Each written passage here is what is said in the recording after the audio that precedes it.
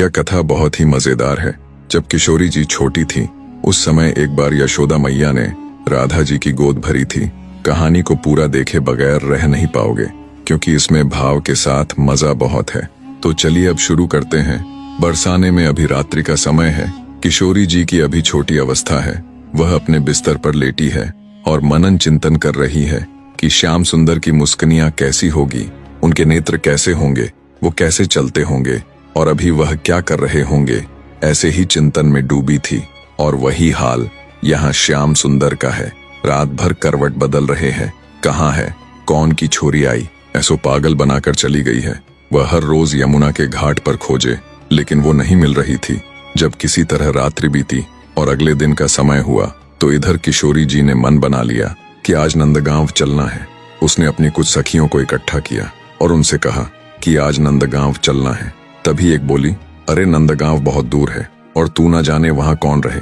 छलिया माखन चोर, हमने सुनी है वह टेढ़ी टेढ़ी सी चाल चले और वह तुरंत सभी को अपना दीवाना बना लेता है और अपने चंगुल में फंसा लेता है। बहुत मीठी मीठी बात करता है। किशोरी, तू जो कहेगी वो करेंगे, लेकिन नंदगांव ना जाएंगे। अच्छा ठीक है, नंदगांव ना चलो, लेकिन कुछ दूर तक तो चलो, मेरी बहुत इच्छा है। आप लोग मेरा कहा नहीं मानोगी। जब किशोरी जी भावुक होकर बोली तो सभी सखी तैयार हो गई। अच्छा ठीक है, कुछ ही दूर चलेंगे और तुरंत लौट आएंगे। हाँ हाँ ठीक है। फिर सभी नंदगांव की ओर चलने लगी। किशोरी जी के तो मन में यही था कि आज कुछ भी हो जाए, मुझे नंदगांव जाना है। जब बहुत दूर आ चुकी थी और किशोरी जी लौटने का नाम ही नहीं ले रही थी, तो उनकी एक एक करके सभी सखियों ने किशोरी जी को छोड़ दिया और बची किशोरी जी अकेली। उसे थोड़ा डर तो लग रहा था, लेकिन हिम्मत नहीं हारी और वह पहुंच गई नंदगांव। नंदगांव की टेढ़ी मेढ़ी गलियां दिखे, उसे कुछ समझ न आए। वह सभी से पूछे, कुंवर कान्हा कहाँ रहे, कुंवर कान्हा को घर कहाँ है। इतने में ही एक बूढ़ी अम्मा सामने से आती दिखी। जैसे ही अम्मा ने किशोरी जी को देखा, छोटी प्यारी सी लाली, कितनी सुंदर है। अरे लाली, क्या हुआ, कौन को खोज रही है। मैं कुंवर कन्हैया को खोज रही हो। वो कहाँ है, तुमको नहीं पता कहाँ है। नहीं पता है, अब बताओ ना मैया, चल मेरे संग, मैं लेकर चलती हूँ। अब दोनों नंदगांव में भ्रमण करते हुए चल रही हैं। देखो लाली, इससे आगे हम नहीं जा सकते। राजा को घर है, वो सामने को भवन है, उसी में कुंवर कन्हैया रहता है। तुम चली जाओ। अब किशोरी जी भवन की ओर बढ़ने लगी। यहाँ भीतर ठाकुर जी बैठे यशोदा मैया के पास। यशोदा मैया नाराज होकर बोल रही है, लाला तेरी बहुत शिकायतें आ रही है, अब तो सब जगह से आ रही है। तू इतनी चोरी करता है, तुम अब चोरी छोड़ दो। तभी ठाकुर जी बोले, मैं चोरी छोड़ दूंगा, लेकिन बदले में मुझे क्या दोगी। जो तू कहेगा सो तुझे दूंगी। मैं कसम खाता हूँ, किसी के घर चोरी करने नहीं जाऊंगा मैया। पर सांची कहत बुलावे मोको, तू दुल्हन गोरी, अच्छा दुल्हन चाहिए तो को। हाँ मैया, दुल्हन चाहिए मुझे। काहे के लिए चाहिए मैया? जो सुबह से मुझे उठाए और अच्छा अच्छा खाना खिलाए, जो सेवा तू करे मेरी, वैसी दुल्हन चाहिए मुझे। और सुनो मैया, जैसी मुझे चाहिए वैसे लाना। पहले मेरी पूरी बात सुन लो। पता कैसी चाहिए तुझे? गोरी हो और छोटी सी हो, ज्यादा तेज तर्रार मत लाना, मुझे तुमसे अलग कर देगी। तेरो घर बनवा देगी यमुना के पुलिन पे। फिर तू और बाबा वहीं रहना, मैं और बहू यहाँ रहा करेंगे। और मैया पैनी सी नाक हो उसकी, तोता जैसी। और जब तू उसके सामने आए तो वह घूंघट कर ले और थोड़ी थोड़ी मुस्काए। ऐसी बहू ले आ मुझे।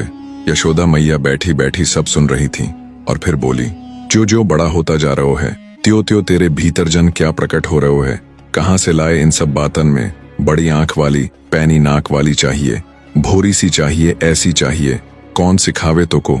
मैया देख, बात मत बदल, चोरी छोड़ू कि नहीं। लाला मेरी बात मान, चोरी छोड़ दे तो मेरी बात मान लो। और मैया सुनो, जब मैं ब्याह करने को जाऊंगा तो बलदाऊ को अपने साथ नहीं ले जाऊंगा। क्यों नहीं लेकर चलेगा? मैया वो गोरा है और मैं कारो। शायद अंत में बहू का मन बदल गया और उसने माला दाऊ दादा को पहना दिया, तो इसीलिए मैं बलदाऊ को लेकर नहीं जाऊंगा। और मैया अभी बाप से कहो मेरे लिए घोड़ी लेकर आए, अभी ब्याह करवे जाऊंगा। तभी मैया बोली, ये सब चले तेरे मन में, यही सब करे तू बाहर वन में जाकर। श्री दामा और मधुमंगल के साथ आए दिन यही सब सीख के आए तू। मैया मोरो ब्याह करा दे। इधर इतने में ही बाहर से किशोरी जी चिल्लाने लगी, अरे कुंवर कन्हैया, ओव कुंवर कन्हैया। जैसे ही ठाकुर जी ने आवाज सुनी, तुरंत मैया से बोले, मैया मुझे लगता है बहू आ गई। ये तो स्वर कहीं सुना है मैंने। ठाकुर जी दौड़कर बाहर गए तो देखा सामने किशोरी जी खड़ी है। जैसा वर्णन भीतर कर रहे थे वही सामने आ गई। वाह रे विधाता, तेने कैसे सुन ली मेरी। जैसे मुझे चाहिए वैसे ही भेज दिया। इतने में पीछे से यशोदा मैया बाहर आई। मैया ने जैसे ही नंद भवन के द्वार पर नन्ही सी किशोरी जी को देखा, किशोरी जी को देखकर यशोदा मैया के यन में भाव आया। हे विधाता, मैं सोच रही थी कि एक दिन अपने लाला के लिए बहू लाऊंगी। ये जो सामने खड़ी है, इसका रूप कैसो है। देखो कितना प्यारा चेहरा है, कितनी सुंदर मुस्कनियां है, इसकी चाल कितनी सुंदर, कितना अद्भुत रूप है। यशोदा मैया उसे देख मोहित हो गई। यशोदा मैया ने परिचय भी नहीं पूछा, बोली, लाली तनिक इधर आओ। किशोरी जी मैया के पास गई। क्या मैं हृदय से लगा लूं? हाँ मैया लगा लो। जैसे ही मैया ने किशोरी जी को हृदय से लगाया, मैया के नेत्र सजल हो गए। ऐसी शीतलता को अनुभव हुआ जो अनुभव सदैव कन्हैया की हृदय से लगाने में होता है। पहली बार किसी बालक को गले लगाने में ऐसा अनुभव हुआ। कौन है लाली? कहाँ से आई है? तेरो गांव कहाँ है? मैया, मुझे सब जानते हैं। कौन हो मुझे तो नहीं पता। मैं वृषभानु की लाली हूँ। कीर्ति मैया आपको अच्छे से जानती है। अच्छा, तुम वृषभानु की लाली है? हाँ मैया। यशोदा मैया से रहा न गया। उनके मन में बार बार भाव आए तो उन्होंने किशोरी जी को एक जगह बैठाया और बोली कि तेरो श्रृंगार कर दूं। नहीं, आप श्रृंगार ना करो, मैया नाराज हो जाएंगी, कछु ना होंगी। कह देना यशोदा मैया ने किया है। अच्छा तो कर दो। अब यशोदा मैया अंदर से श्रृंगार लेकर आई और किशोरी जी का श्रृंगार करना शुरू किया। इतना सुंदर श्रृंगार किया और किशोरी जी की गोद भर दी, मांग में सिंदूर भर दिया, खूब सारो सामान देकर लाल चुनरी उड़ाकर बोली, लाली अब जाओ, कोई कछु पूछे तो कह देना यशोदा मैया ने किया है, कोई कुछ नहीं कहेगा। अब किशोरी जी कन्हैया को इशारा किया, अब तुम आइयो हमारे यहाँ। हाँ मैं आऊंगा, अब तुम मत आना, ऐसे ही मैं आऊंगा। अब वहां से किशोरी जी बरसाने की ओर चलने लगी। इधर कीर्ति मैया पूरे बरसाने में खोजो, पता नहीं मेरी लाली कहाँ चली गई, छोटी सी है, कोई बहका के ले गया है।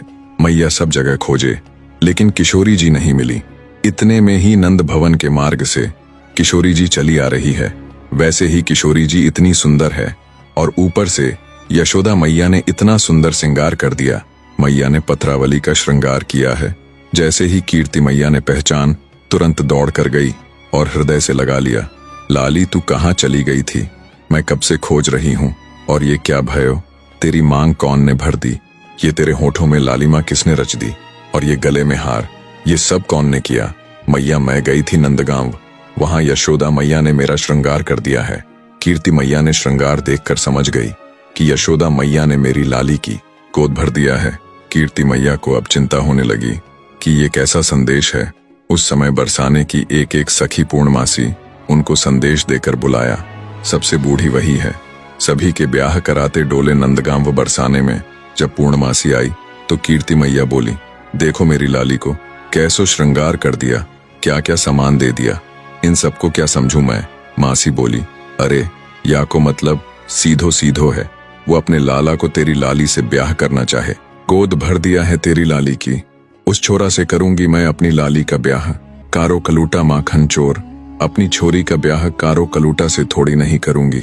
मेरी इतनी सुंदर लाली, वो माखन चोरी करने वाला सब जगह गोपियों के पीछे पीछे डोले और टेढ़ी टेढ़ी चाल चले। उसके बारे में काफी सुनो मैंने, कारो सो, उससे तो मैं ना करूंगी। मेरी लाली देखो कैसी दूध जैसी रखी है, उस कार्य के संग तो ना करूंगी।